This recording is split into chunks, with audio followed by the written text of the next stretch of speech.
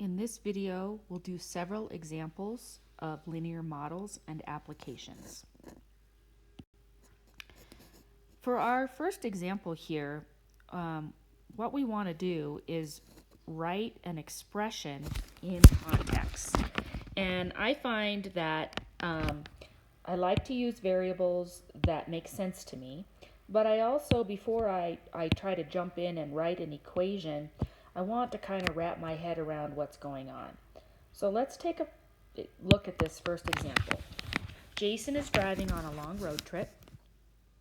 He currently has 10 gallons of gas in his car, and each hour that he drives, he uses up 0.8 gallons of gas. So that's for each hour. How much gas would be in the tank after driving for 3 hours? And how much gas would be left after T hours?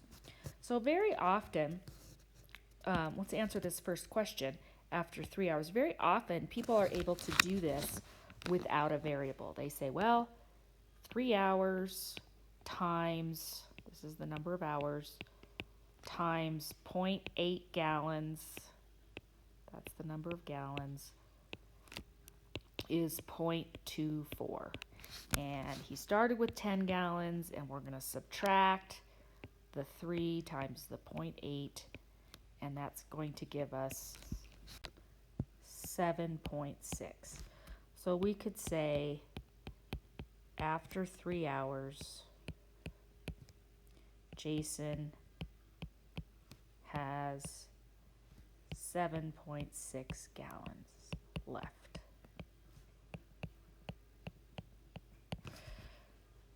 Things get a little trickier for people when we ask a question that involves a variable. How much gas would be left after T hours?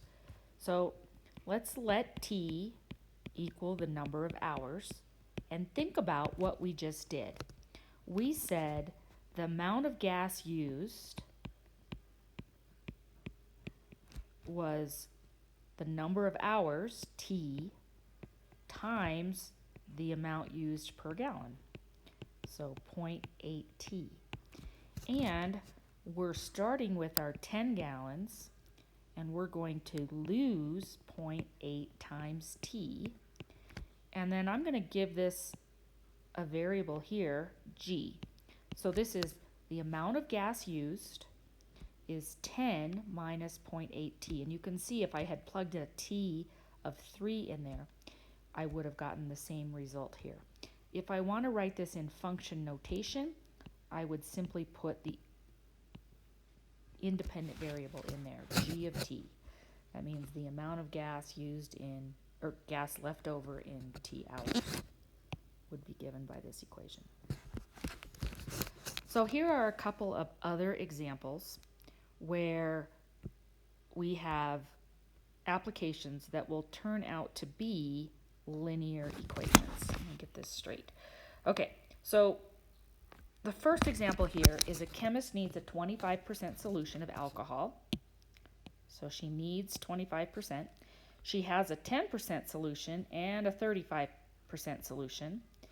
And the question is, how many liters of the 10% solution should she add to the 3 liters of the 35% solution to obtain the 25% solution?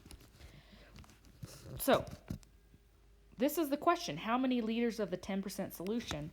So I'm going to let L be the number of liters of the 10% solution. Notice how I'm very descriptive there. I didn't just say L equals 10%. When I'm working with mixture problems and investment problems, I like to set up a little visual for myself. So we know we have a 10% solution, and we want to add that. We don't know how much, so I'm going to let that be L. We're going to add that to our 3 liters of our 35% solution, and we want to obtain a 25% solution, 0.25, and we don't know how much this would be, But if I add L liters to 3 liters, it should be L plus 3 liters. So when I do that, my equation is kind of staring me in the face. I have 0.1 L plus 0.35 times 3 equals 0.25 times L plus 3. So I'm going to distribute on the right and multiply 0.35 times 3 on the left. I get 0.1 L plus 1.05 equals 0.25 L plus 0.75. So at this point we have this linear equation. I can go either direction. I need to collect my like terms, but I prefer to keep my like terms, my variables, positive. So I'm going to subtract 0.1 L. So I'm going to have 0.25 minus 0.1 is 0.15. And then if we do the 1.05 minus the 0.75, we get 0.3. And then when I divide 0.3 divided by 0.15, we end up with 2. So 2, let's divide 0.15. L is equal to 2. So we can answer this question. She should add 2 liters of the 10% solution. And it's important that you always answer your question in a sentence. All right, this next example is a motion example. So we have Lucas took 1.5 hours to fly his plane from his home airport with the wind 175 miles to Helena. So that's with the wind 170 miles to Helena. When he returned the next day, it took him 2 hours against the wind to go the same distance. If the wind during both trips was 15 miles per hour, what was the speed of the plane in still air? So this is my question. What was the speed of the plane in still air? So that's what I'm going to let my variable be.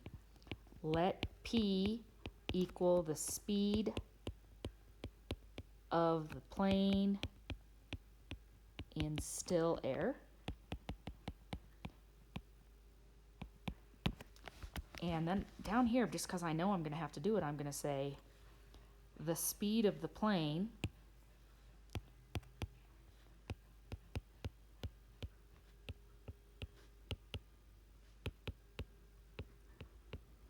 in still air is blank. So we'll have to finish with that. Okay, so again, I like to set up motion problems using a chart. So we know that distance is equal to rate times time. And we have 2 trips. We have one trip with the wind, and we have another trip against the wind. And the distance in each of those is 175 miles. We're traveling the same distance.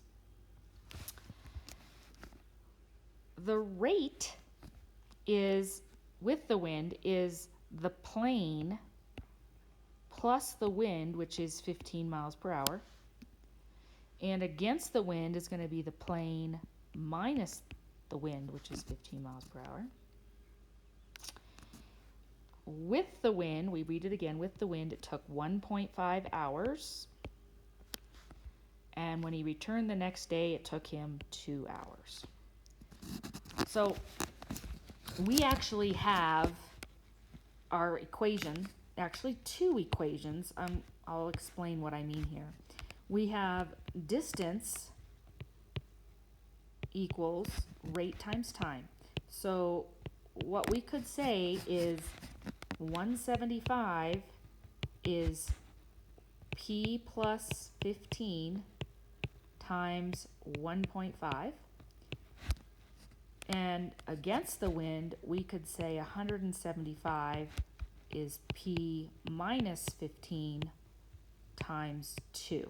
Well, since these are both 175, we're going to set those equal. So that's really going to be our equation here. So 1.5 times P plus 15 equals 2 times P minus 15.